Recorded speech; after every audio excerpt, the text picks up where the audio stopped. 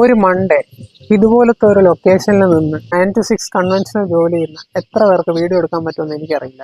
ഞാൻ എന്തായാലും ഒരു 9 to 6 കൺവെൻഷണൽ ജോലി ചെയ്തുകൊണ്ടിരുന്ന സമയത്ത് എനിക്ക് ഉറപ്പായിട്ട് ഇത് പറ്റത്തില്ലായിരുന്നു. പക്ഷെ ഞാൻ ഇന്ന് കണ്ടന്റ് ക്രിയേഷൻ ആണ് എൻ്റെ പ്രൈമറി ജോബായിട്ട് ചെയ്യുന്നത് കൊണ്ട്, അത് സാഹചര്യങ്ങൾ കൊണ്ടാണ് എനിക്കത് പറ്റി. എനിക്ക് ടീംസിൽ വരുന്ന കോളുകളെ പറ്റി ബോധർ ചെയ്യേണ്ട ആവശ്യമില്ല, മീറ്റിംഗ്സിനെ പറ്റി ബോധർ ചെയ്യേണ്ട ആവശ്യമില്ല, മാനേജറിന് റിപ്പോർട്ട് അയക്കുന്നതിനെ പറ്റി ആലോചിക്കേണ്ട ആവശ്യമില്ല. പക്ഷേ അതൊരു പ്രിവിലേജ് ആയിട്ട് ഞാൻ ഒരിക്കലും കാണുന്നില്ല. എനിക്ക് അത്രയും സപ്പോർട്ടീവ് ആയിട്ടുള്ള ഒരു വൈഫും എൻ്റെ ഡ്രീംസ് ഫോളോ ചെയ്യാനുള്ള ഒരു ഫ്ലെക്സിബിലിറ്റി ആയിരുന്ന ഒരു ഫാമിലി ഉണ്ടായിരുന്നു. ഓക്കെ, നീ വേറെ ജോലി നോക്ക്, അല്ലെങ്കിൽ നീ ഒരു ബ്രേക്ക് എടുക്ക്, നിന്റെ മെന്റൽ ഹെൽത്തിന് ഇമ്പോർട്ടൻസ് കൊടുക്ക്, നിന്റെ ഫിസിക്കൽ ഹെൽത്തിന് ഇമ്പോർട്ടൻസ് കൊടുക്ക്, അതൊന്നും പ്രശ്നമില്ല. ജോലി ഇല്ലാന്നുണ്ടെങ്കിൽ നമ്മൾ എന്തെങ്കിലും വഴി കണ്ടുപിടിക്കും പറയുന്ന ഒരു സപ്പോർട്ടീവ് ആയിട്ടുള്ള ഒരു ഫാമിലിയും ഫ്രണ്ട്സും ഉള്ള ഒരു അറ്റ്മോസ്ഫിയർ എനിക്കുണ്ടായിരുന്നു. ഞാൻ ഈ അക്കൗണ്ട് തുടങ്ങുമ്പോൾ എൻ്റെ മൈൻഡിൽ അങ്ങനെ ഒരു പ്ലാനേ ഇല്ലായിരുന്നു ഡെയിലി ഒരു റീൽ വെച്ചിടാൻ പറ്റുന്നു. പക്ഷെ ഞാനിപ്പോൾ ജൂലൈ 2 മുതൽ എല്ലാ ദിവസവും ഞാൻ ഒരു വീഡിയോ അല്ലെങ്കിൽ ഒരു റീൽ വെച്ചെങ്കിലും ഇട്ടിട്ടുണ്ട്. ട്രാവൽ ചെയ്തോട്ടെ, എനിക്ക് വീഡിയോ എടുക്കാനുള്ള ഇൻട്രസ്റ്റ് ഉണ്ടായ ദിവസമാവട്ടെ, ഇൻട്രസ്റ്റ് ഇല്ലാത്ത ദിവസമാവട്ടെ, ഏത് ദിവസമായാലും ഞാൻ വീഡിയോ എടുത്തിട്ടുണ്ട്. കാരണം ഞാനത് എന്നോട് കൊടുത്ത പ്രോമിസാണ്. നമ്മൾ വേറൊരാളുടെ ഡ്രീം ബിൽഡ് ചെയ്യാൻ വേണ്ടി നമ്മുടെ ലൈഫിന്റെ നല്ലൊരു ശതമാനം ഒരു കമ്പനിക്കോ അല്ലെങ്കിൽ ഒരു മുതലാളിക്കോ വേണ്ടി നമ്മൾ പണിയെടുക്കുന്നു. പക്ഷെ നമ്മൾ എന്തുകൊണ്ട് നമുക്ക് വേണ്ടി അത്രയും ടൈം അല്ലെങ്കിൽ എൻ്റെ പകുതി ടൈം ഇൻവെസ്റ്റ് ചെയ്യാൻ റെഡി ആവുന്നില്ല എന്നൊരു തോട്ട് പ്രോസസ്സിലാണ് ഞാൻ കണ്ടന്റ് ക്രിയേഷൻ സീരിയസ് ആയിട്ട്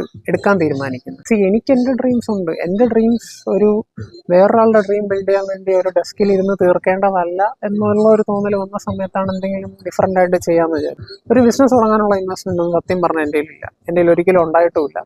എനിക്ക് അങ്ങനെയുള്ള ഒരു ഫിനാൻഷ്യൽ ബാക്ക്ഗ്രൗണ്ടും ഇല്ല. പക്ഷേ സോഷ്യൽ മീഡിയക്ക് നിങ്ങൾക്ക് 0 ഇൻവെസ്റ്റ്മെന്റ് മതി. ഒരു അക്കൗണ്ട് തുടങ്ങാൻ നമുക്കൊന്നും വേണ്ട, ഒരു ഇമെയിൽ ഐ ഡി മാത്രം മതി. ആ ഇമെയിൽ ഐ ഡിക്കോ നമ്മുടെ ഒരു ഫോൺ നമ്പർ മാത്രം മതി. സോ ഞാൻ വിചാരിച്ചു എന്തുകൊണ്ട് ഞാനത് ട്രൈ ചെയ്യുന്നില്ല. ഇൻസ്റ്റാഗ്രാമിൽ ക്യാമറയുടെ ഫ്രണ്ട് വന്ന് സംസാരിക്കാനുള്ള കോൺഫിഡൻസ് ഓബിയസ്ലി എനിക്ക് ആദ്യം ഇല്ലായിരുന്നു. ഒരു 10-50 വീഡിയോ കഴിഞ്ഞപ്പോഴത്തേക്ക് എനിക്ക് ആ കോൺഫിഡൻസ് ഉണ്ട്. ഇതുപോലെ ക്യാമറയെ നോക്കി നിങ്ങളെ നോക്കി സംസാരിക്കാനുള്ള ഒരു ധൈര്യമുണ്ട്. സോ എനിക്ക് എൻ്റെ ലൈഫ് ഡോക്യുമെന്റ് ചെയ്യാനുള്ള ഒരു അത്യാവശ്യം നല്ല ഒരു ക്യാമറ ഉള്ള ഫോൺ കയ്യിലാണ്. So why not make use of all that. ഞാൻ അത്ര വിചാരിച്ചോളൂ. ഇന്ന് എനിക്ക് കണ്ടന്റ് ശരിക്കും പറഞ്ഞാൽ എന്ത് ചെയ്യണമെന്ന് ഒരു ഐഡിയ ഇല്ലായിരുന്നു. അപ്പോഴാണ് ഞാൻ വിചാരിച്ചത് ജസ്റ്റ് ക്യാമറ എടുത്ത് വെച്ചിട്ട് സംസാരിക്കാം, എൻ്റെ മനസ്സിലുള്ള കാര്യങ്ങൾ പറയാം. ഞാൻ വളരെ അൺഫിൽറ്റേർഡ് ആയിട്ട് വളരെ അൺപ്രിപ്പയർഡ് ആയിട്ട് ചെയ്യുന്ന ഒരു വീഡിയോ ആണ്. പക്ഷെ എനിക്ക് ഒത്തിരി കാര്യങ്ങൾ സംസാരിക്കാൻ പറ്റുന്നുണ്ട്.